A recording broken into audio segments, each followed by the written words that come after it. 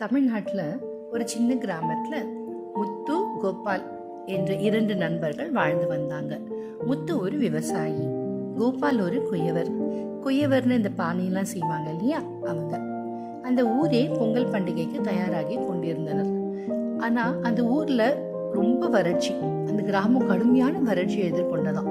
பயிர்கள்லாம் கருகி போச்சு. யார்கிட்டையும் செல்வம் இல்லை, பணம் இல்லை.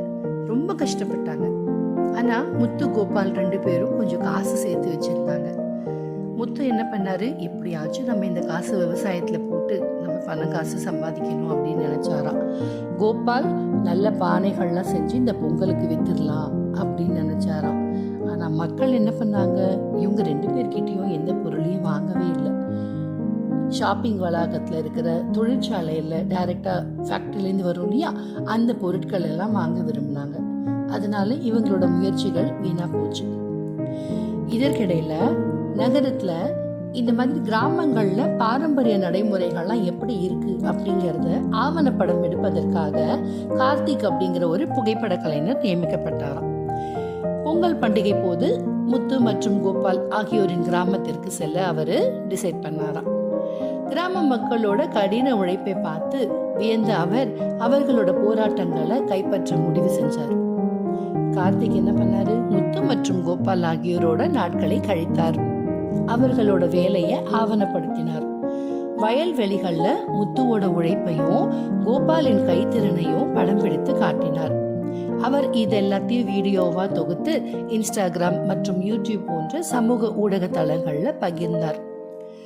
உள்ளூர் விவசாயிகள் மற்றும் கைவினைஞர்களை ஆதரிப்பதோட முக்கியத்துவத்தை எடுத்து காமிச்சார். இவங்க படுற கஷ்டம் உலகம் எங்கும் பரவுச்சு.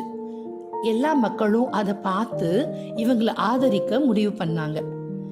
அந்த ஆண்டு பலர் தங்கள் பொங்கல் பொருட்களை விவசாயிகள் மற்றும் உள்ளூர் கைவினைஞர்களிடமிருந்து நேரடியாக வாங்க முடிவு செஞ்சாங்க. முத்துவும் கோபாலும் மிகுந்த மகிழ்ச்சி அடைஞ்சாங்க. அவங்களோட விற்பனை அதிகரிச்சது. மேலும் அவர்களோட நிதி சிரமங்களில் இருந்தும் மீள முடிஞ்சது. கார்த்திகோட முயற்சியால இவங்களுக்கு நல்ல பணக்காசு கிடைச்சது. கார்த்திக்கு நன்றி தெரிவிச்சாங்க. பொங்கலை புது மகிழ்ச்சியோட கொண்டாடினாங்க.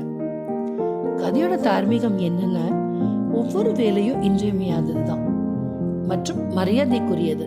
எந்த வேலை செஞ்சாலும் மரியாதையோட மனசு ஒத்து ஆத்மார்த்தமா அந்த வேலையை நாம செய்யணும்.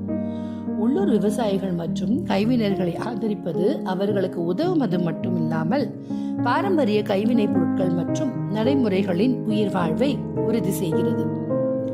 சமூக ஊடகங்கள் நேர்மறையான மாற்றத்தையும் விழிப்புணர்வையும் கொண்டு வர ஒரு சக்தி வாய்ந்த கருவியாக இருக்கும். இவங்களோட வீடியோவை அவங்க ஷேர் பண்றதால அது வைரலாகி இந்த மாதிரி கஷ்டப்படுற எத்தனையோ கலைஞர்களுக்கு விடிவு காலம் பிறந்துச்சு இல்லையா?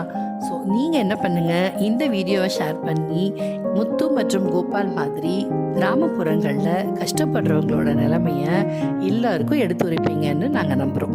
இந்த மாதிரி சுவாரஸ்யமான கதைகளை பார்க்கணுன்னு எங்கள் சேனலை சப்ஸ்கிரைப் பண்ணுங்கள்.